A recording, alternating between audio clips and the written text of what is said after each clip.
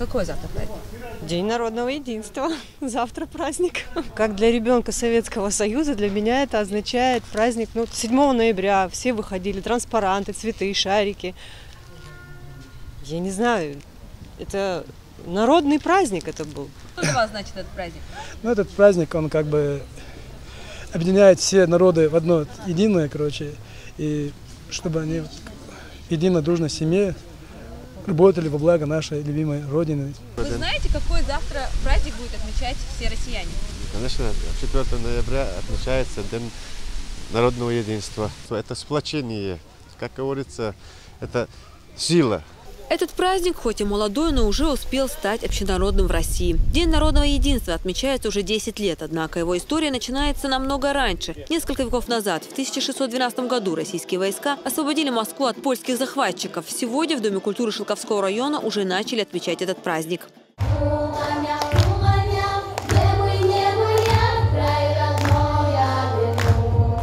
Концертную программу сменила церемония награждения. Юные спортсмены, активисты и отличившиеся работники получили грамоты от главы района. Благодарственное письмо за подписью Рамзана Кадырова вручили и многодетной маме. Выражаю вам благодарность за вклад в укрепление института семьи, пропаганду нравственных ценностей, безупречный добросовестный труд во благо чеченской женщины. Глава Чеченской республики Рамзан Ахматович Кадыров. Сираждин Салим Гириев сразу после празднования спешит домой, к семье. Живет мужчина на улице с символичным названием. Здесь соседями друг другу приходятся представители 6 национальностей. В каждом доме свой огород, ведь продукты собственного двора гораздо вкуснее. Мой рост позволяет видеть соседей, которые работают в огороде.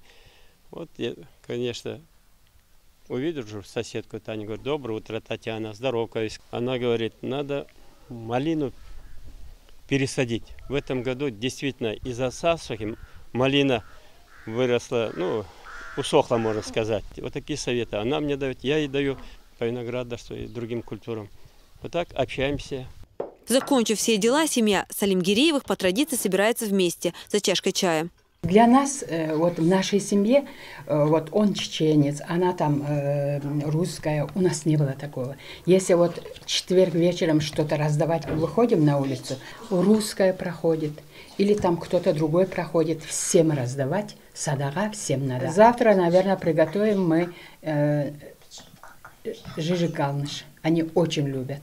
Для Розы Салим Гириевой завтрашний день особенно важен. Отношения с соседями у них теплые. Ведь они даже назвали свою дочь в честь Розиной матери. И завтра, в День народного единства, хозяйка ждет гостей. Маминым именем сейчас 14 лет или 15 лет назвали, Аревзат ее звали, красавица в переводе на русский язык.